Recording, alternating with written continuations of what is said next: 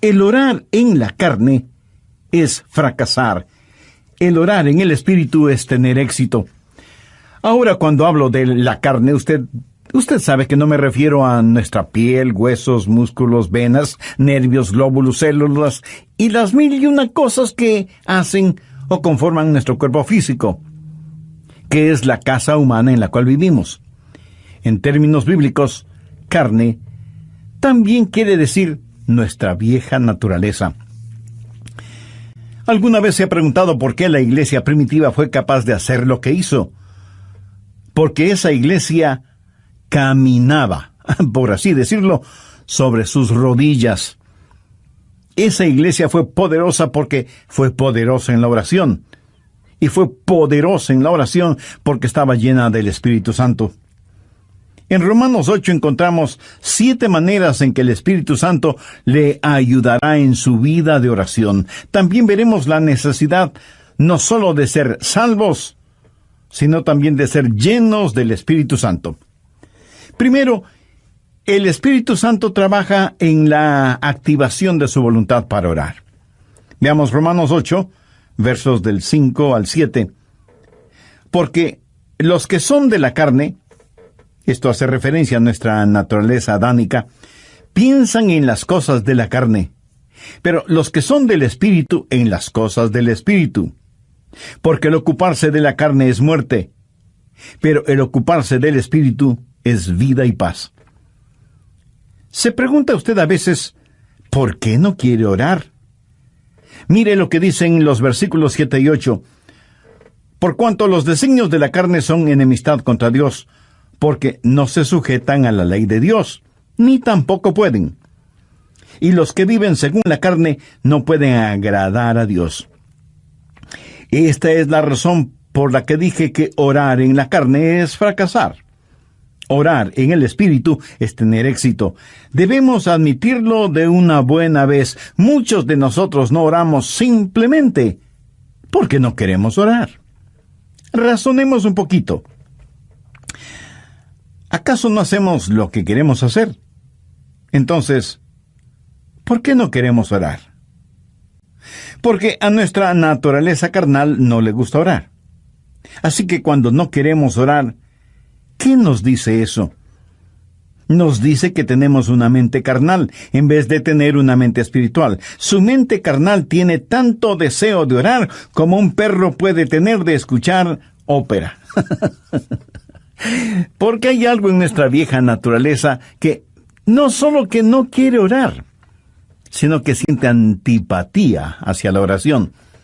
Y necesitamos dejar de tratar de ocultarlo y admitir que esa es la razón cuando no oramos. No queremos orar. Solo el Santo Espíritu de Dios puede activar su voluntad para orar. ¿Pero cómo sucede eso? Veamos Romanos 8:15. Pues no habéis recibido el espíritu de esclavitud para estar otra vez en temor, sino que habéis recibido el espíritu de adopción. El espíritu de adopción es el Espíritu Santo que nos pone en el cuerpo de Cristo. Y cuando recibimos el espíritu de adopción, Dios viene a ser nuestro Padre. ¿Qué sucede entonces? Por el cual clamamos, Abba, Padre. Y le adoramos y le glorificamos. Cuando usted está lleno del Espíritu Santo, ese Espíritu en usted reconoce que Dios es su Padre. Y es natural para una persona llena del Espíritu Santo el decir, Abba, Padre, adorándole y alabándole. Ahora veamos Gálatas 4:6. Pablo dice, y por cuanto sois hijos, Dios envió a vuestros corazones el Espíritu de su Hijo, el cual clama, Abba, Padre. ¿Le gustaba a Jesús orar? Pues claro que sí. ¿Era natural para Jesús el orar? Por supuesto. ¿Quién es el Espíritu Santo? Es el Espíritu del Hijo de Dios. Si el Espíritu Santo está en su corazón y en control de su vida, ¿qué sucederá? Usted tendrá la naturaleza de Jesús, será como Jesús. Y así como fue normal y natural para Jesús el orar a Dios el Padre, también será para usted natural y normal el hacerlo. Cuando el Espíritu Santo de Dios está en usted y usted está rendido al Espíritu, no caminará en la carne. Y el orar será tan normal como el respirar. Esta es la respuesta al problema de falta de apetito para la oración. ¿Qué es lo que hace el Espíritu Santo? Su ministerio es la activación de la voluntad en la oración. Anote al margen Filipenses 2:13. Porque Dios es el que en vosotros produce así el querer como el hacer, por su buena voluntad. Cuando usted está lleno del Espíritu Santo, anhelará el orar. Así que, si no tiene deseos de orar, admítalo. La mente carnal es enemiga de Dios.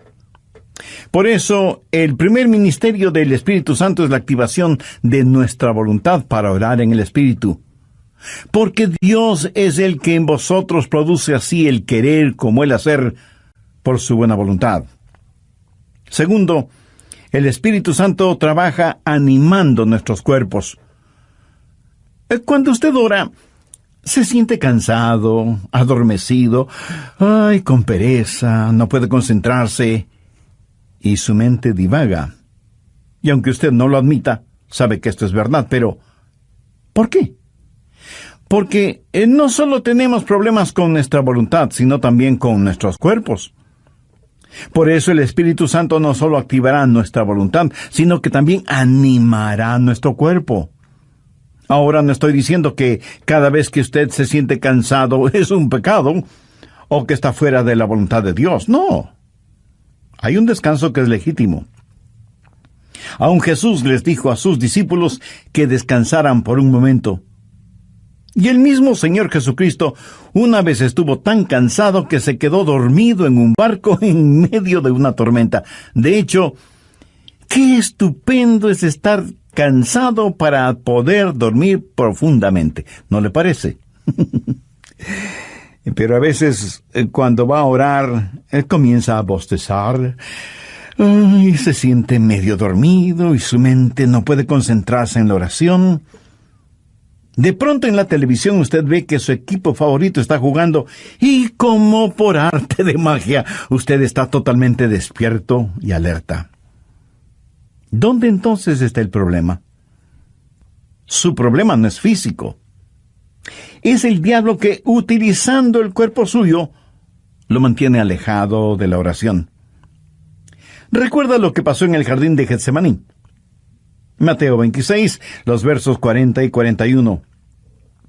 Jesús había pedido a sus discípulos que velaran y oraran. La Biblia dice: vino luego a sus discípulos y los halló durmiendo. Y dijo a Pedro: ¿así que no habéis podido velar conmigo una hora? Velad y orad, para que no entréis en tentación. El espíritu a la verdad está dispuesto, pero la carne es débil. Entonces, ¿qué es lo que usted necesita? Necesita ayuda. Es el Santo Espíritu de Dios que está dispuesto a ayudarle a orar en esos momentos, y lo hará refrescando, poniendo vigor en su cuerpo. Romanos 8, versos 10 y 11. Pero si Cristo está en vosotros, el cuerpo en verdad está muerto a causa del pecado, mas el Espíritu vive a causa de la justicia. ¿Qué significa esto? Significa que usted ha sido crucificado con Cristo, y debido a su pecado, ese pecado fue llevado a la cruz. Jesús no solo se dio por usted, sino que se dio a usted.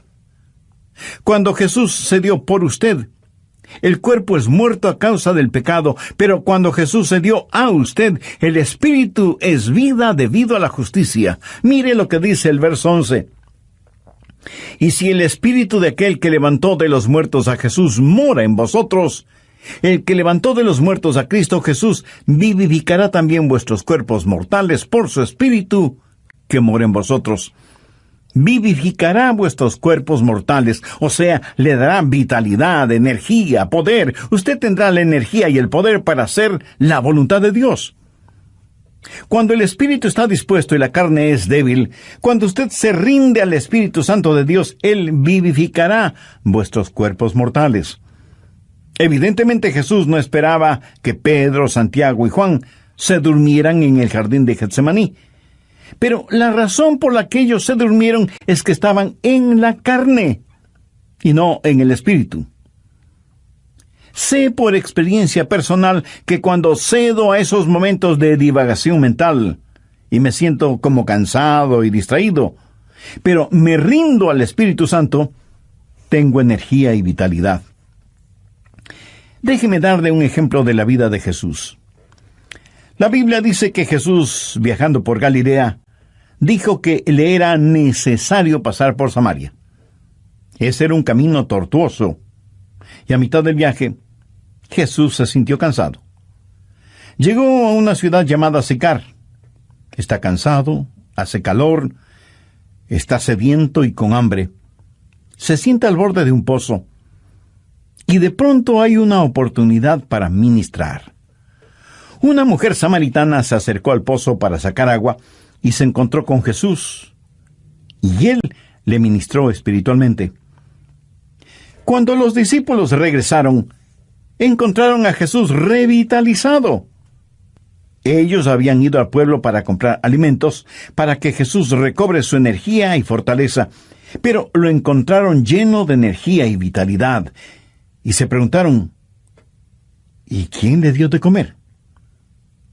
¿Quién le ha estado ministrando? ¿Sabe lo que Jesús les dijo? Yo tengo una comida de la cual ustedes nada saben. ¿Qué había sucedido? El Santo Espíritu de Dios había revitalizado el cuerpo del Señor Jesucristo, y el Santo Espíritu de Dios pondrá energía en su cuerpo y lo refrescará y le ayudará. ¿Cómo? Bien, Romanos 8:26. Y de igual manera el Espíritu nos ayuda en nuestra debilidad. Amigo, usted tiene que aceptar y confesar su debilidad. No la niegue, porque eso es algo que no se puede negar. Bueno, sí se puede negar, pero no se debe negar. Usted me dice, pastor, mi debilidad es un inconveniente. No, no lo es. Es más bien una oportunidad. ¿Qué es lo que Dios le dijo al apóstol Pablo en 2 Corintios 12:9? Bástate mi gracia, porque mi poder se perfecciona. ¿En dónde? En la debilidad. ¿Lo ve? Nuestro problema muchas veces no es que somos débiles, sino que no somos lo suficientemente débiles todavía. Nunca hemos dicho en forma final, Señor, no lo puedo hacer. No tengo lo que se necesita para hacerlo. Y seguimos luchando. Pero cuando llegamos al final de nuestras fuerzas y nos apropiamos de su fortaleza, entonces usted entenderá cómo Él no solo activará su voluntad, sino que también animará su cuerpo. Verá, el plan de Dios es librarnos de nuestra autosuficiencia a fin de que nos entreguemos a su suficiencia. Por eso Él nos hace perpetuamente débiles para que podamos ser perpetuamente fuertes. La palabra ayuda en este verso 26 es una palabra muy interesante en el idioma griego. Puede significar el sostener algo. Por ejemplo, es usado cuando Marta le dijo a Jesús, refiriéndose a su hermana María, Jesús, ¿podrías decirle que venga a la cocina y me ayude? María esperaba que su hermana fuera a la cocina y le ayudara con las ollas y los sartenes y cucharas y cuchillos.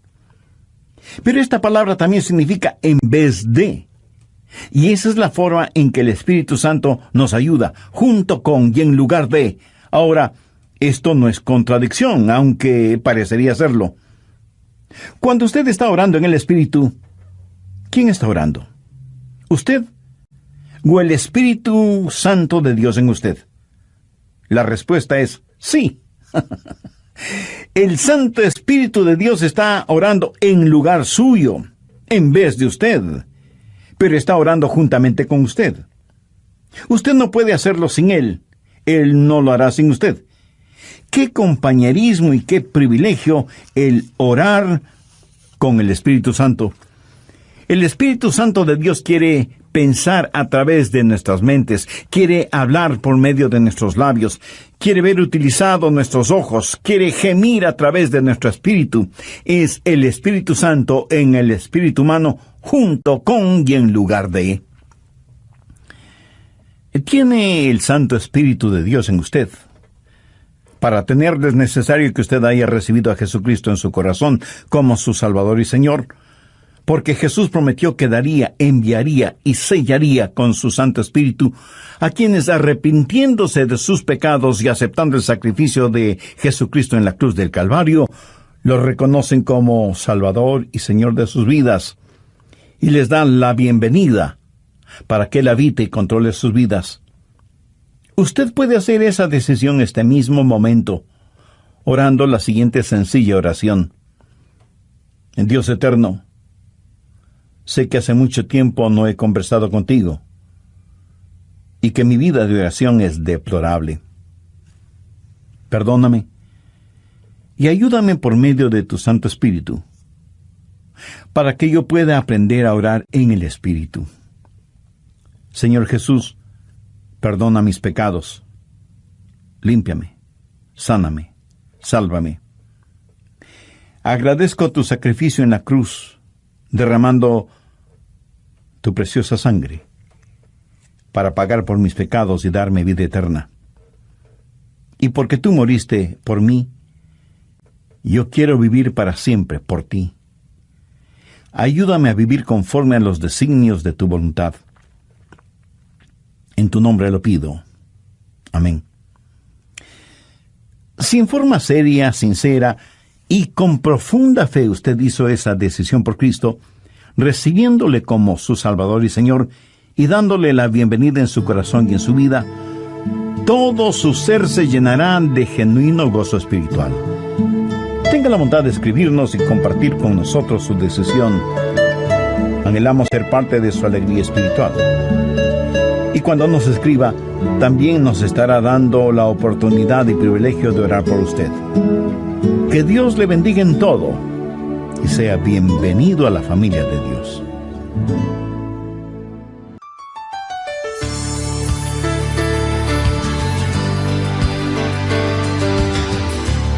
Hoy continuamos estudiando el privilegio de la oración. Escuchemos al Dr. Adrian Rogers. Cerca de su casa seguramente hay un poste de luz. Y casi en la punta tiene un transformador que recibe un alto voltaje increíble. De ese transformador sale la energía eléctrica para su casa. Y esa energía eléctrica sirve para que usted encienda las luces de la casa y ponga a funcionar todos sus electrodomésticos y equipo electrónico. Esa corriente eléctrica también le sirve para que usted pueda poner un par de rebanadas de pan en la tostadora que quedarán doradas y calientitas. Ahora, si el alto voltaje no pasara primero por el transformador y estuviera conectado directamente a su tostadora sería la tostada. Bienvenidos a El Amor que Vale, el Ministerio Bíblico Radial del Dr. Adrian Rogers. ¿Se ha encontrado alguna vez en la situación donde no sabe cómo orar por algo? Suponga que usted tiene una persona amada que está enferma. ¿Cómo va a orar por esa persona? Señor, sánala. Pero, ¿qué si Dios quiere llevarse a esa persona al cielo? Nosotros oramos, Dios, permite que se queden. Jesús ora, Padre, permite que vengan. ¿Alguna vez ha pensado en esto? Esta es la segunda parte del estudio bíblico, Cómo orar en el Espíritu, presentado por el Dr. Adrian Rogers en la voz del pastor Lenín de Llanón. En el programa anterior y basados en Romanos 8 comenzamos a estudiar 7 maneras en que el Espíritu Santo le ayudará en su vida de oración. Las 2 primeras fueron: primero, el Espíritu Santo trabaja en la activación de su voluntad para orar, y segundo, el Espíritu Santo trabaja animando nuestros cuerpos. Bien, prosigamos con el estudio de hoy. Tercero, el Espíritu Santo nos ayuda en la adaptación de nuestras peticiones. Otro de los problemas es que a veces sencillamente no sabemos orar como debemos orar. Miremos nuevamente lo que dice Romanos 8:26. Y de igual manera el Espíritu nos ayuda en nuestra debilidad, pues ¿qué hemos de pedir como conviene? No lo sabemos. Y eso es muy cierto. A veces sencillamente no sabemos qué pedir. Regresemos brevemente a Romanos 8:14. Porque todos los que son guiados por el Espíritu de Dios, estos son hijos de Dios. Todos tenemos cosas específicas por las cuales orar. Yo sé que debo orar por mi esposa, por nuestros hijos, por nuestros nietos. Sé que debo orar por mis hermanos pastores y por miembros de nuestra iglesia. Eso es parte de mi responsabilidad.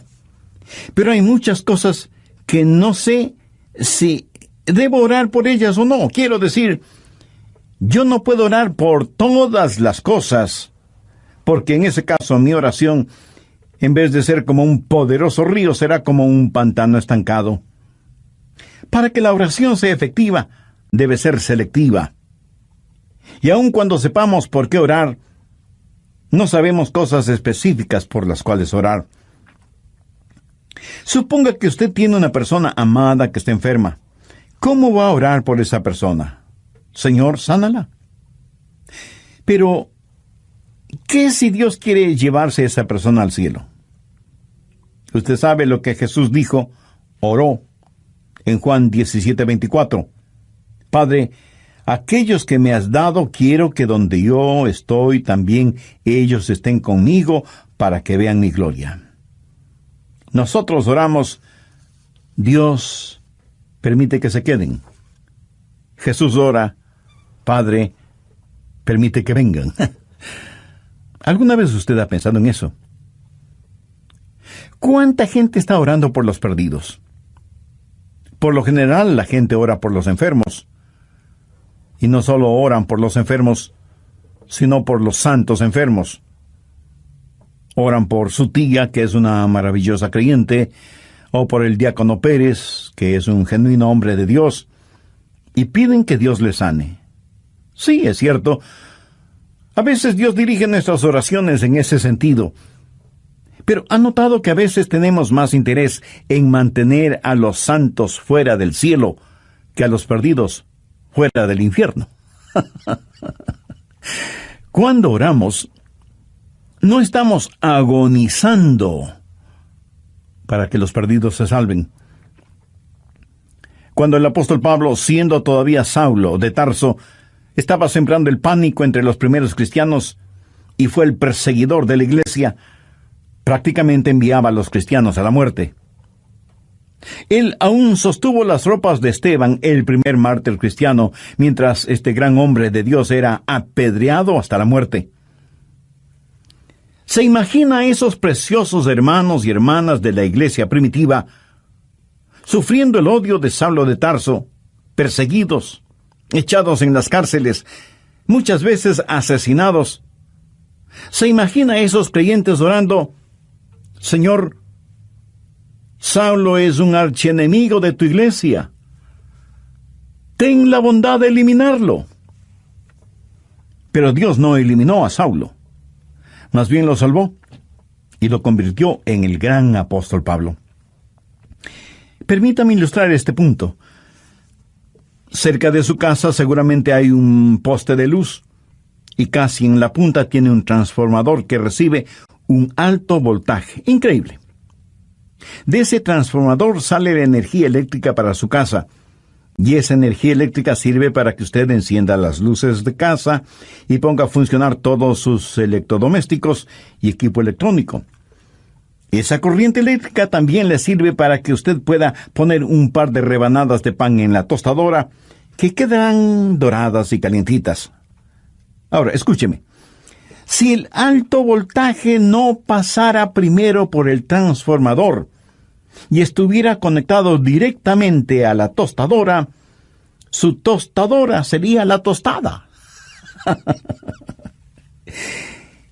El alto voltaje es controlado en el transformador. Es la misma energía, pero transformada. Escúcheme. El Santo Espíritu de Dios es como el transformador. Toma nuestras oraciones. Dios ve nuestro corazón y es el mismo Espíritu que hace intercesión por nosotros de acuerdo a la voluntad de Dios. En Romanos 8:27 leemos: Mas el que escudriña los corazones sabe cuál es la intención del Espíritu, porque conforme a la voluntad de Dios intercede por los santos. Cuarto, el Espíritu Santo nos ayuda en la administración de nuestro acceso a Dios. Verá, usted no se presenta súbitamente delante de Dios. Y lo que voy a decir a lo mejor lo sorprenda. Usted necesita que alguien lo lleve a la presencia de Dios y le dé acceso hacia Él. ¿Qué es lo que dice Romanos 8, 14, 15? Porque todos los que son guiados por el Espíritu de Dios, estos son hijos de Dios.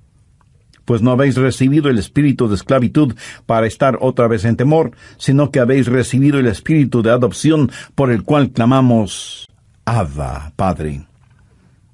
Eso significa que es el Espíritu Santo de Dios el que nos da acceso. Anote Efesios 2:18. Porque por medio de Él, los unos y los otros tenemos entrada por un mismo Espíritu al Padre. ¿Por medio de quién? Por medio de Jesús tenemos acceso por el mismo Espíritu al Padre. ¿Cómo trabaja la oración? Oramos a Dios por medio de Jesús en el Espíritu. Tenemos acceso por un mismo Espíritu al Padre. Alguna vez fui invitado a la oficina oval en la Casa Blanca para una reunión con el presidente de los Estados Unidos. ¿Cómo piensa usted que se entra a esa oficina oval? ¿Cree que simplemente sale del taxi, entra en la oficina oval y dice: «Hola, presidente»? No. Usted no puede hacer eso. Primero, le llevan a un salón particular donde conoce a una persona que es el embajador personal del presidente y conversa con usted hasta que usted esté listo. Y entonces le guía hacia la oficina oval. Eso es lo que hace el Espíritu Santo cuando usted llega no a la oficina oval, sino a la oficina celestial. Cuando usted viene frente al trono de la gracia, tiene un Padre a quien orar, tiene un Salvador en nombre de quien orar, y tiene un Espíritu Santo que le ayudará a orar. ¿Alguna vez ha orado sintiendo que ora a Dios, pero no con Dios? Y tiene la sensación de que Dios está a millones de años de distancia. ¿Ha escuchado la expresión: mis oraciones no pasan del tumbado? La oración no es simplemente el enviar cohetes de oración al cielo. Es el hablar con un amigo. Dios nos da la invitación real para que oremos, y Dios nos da un palacio y nos trae y nos guía, y tiene una persona de la realeza, el Espíritu Santo, para que nos lleve a su presencia. Quinto, el Espíritu Santo nos ayuda en la articulación de nuestras palabras. Otro problema cuando oramos es que se nos traba la lengua y como que nos quedamos sin palabras. ¿Sabe lo que son las palabras? Las palabras son únicamente vehículos que transportan los pensamientos. Pero algunas veces esos pensamientos son demasiado pesados para ese vehículo.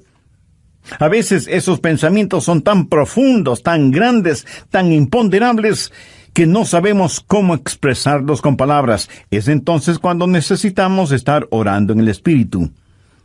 Veamos Romanos 8:26, la parte final del versículo. Pero el Espíritu mismo intercede por nosotros con gemidos indecibles. Cuando nuestros pensamientos son tan profundos que no podemos expresarlos con palabras, entonces el Espíritu Santo le dice a Dios lo que nosotros no podemos verbalizar. ¿Sabe usted que hay una manera de orar sin palabras? De acuerdo al versículo que acabamos de leer, ¿quién es el que emite gemidos indecibles? Es el Espíritu Santo fundido con el espíritu humano. La palabra gemido en el original significa dolores de parto. Si alguna vez ha estado cerca de una mujer que está dando a luz, la habrá escuchado dando gemidos de parto. Pero ¿sabe qué es ese gemido? Es un gemido de dolor transfigurado por la esperanza. Y eso es exactamente lo que es la oración, dolor transfigurado en esperanza. Romanos 8:22 dice: porque sabemos que toda la creación gime a una, y aún está con dolores de parto hasta ahora. Ahora, note lo que dice el verso 23. Y no solo ella, sino que también nosotros mismos, que tenemos las primicias del Espíritu, nosotros también gemimos dentro de nosotros mismos, esperando la adopción, la redención de nuestro cuerpo. Nuestros cuerpos aún no han sido redimidos. Nuestra alma ha sido redimida. Nuestro espíritu ha sido redimido. Pero nuestro cuerpo todavía no ha sido redimido. Por lo tanto, vivimos en un mundo lleno de gemidos y de dolores y de enfermedades y de llanto y de muerte. Todo está alrededor nuestro. Y sea usted salvo o no es inmune a esta realidad. No piense que, porque usted es salvo, no habrá dolor ni sufrimiento. En los versos 22 y 23, Pablo dice: porque sabemos que toda la creación gime, y aún está con dolores de parto hasta ahora. Y no solo ella, sino que también nosotros mismos, que tenemos las primicias del Espíritu.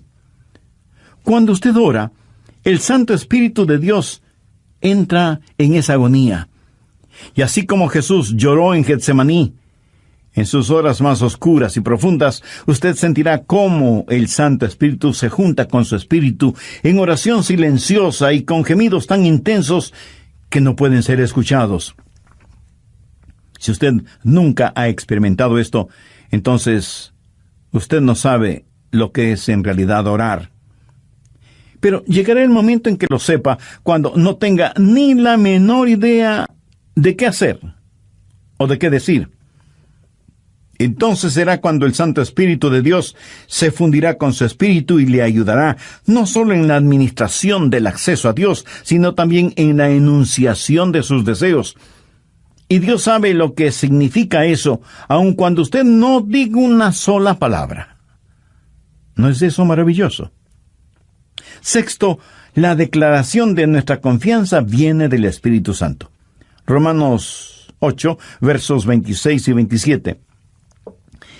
Y de igual manera el Espíritu Santo nos ayuda en nuestra debilidad, pues ¿qué hemos de pedir como conviene? No lo sabemos.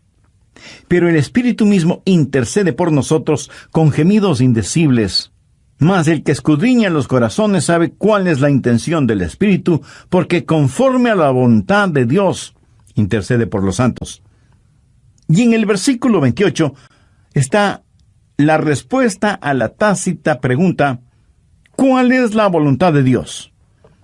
Y sabemos que a los que aman a Dios, todas las cosas les ayudan a bien, esto es, a los que conforme a su propósito son llamados. Y surge de inmediato la pregunta: ¿cuál es el propósito de Dios?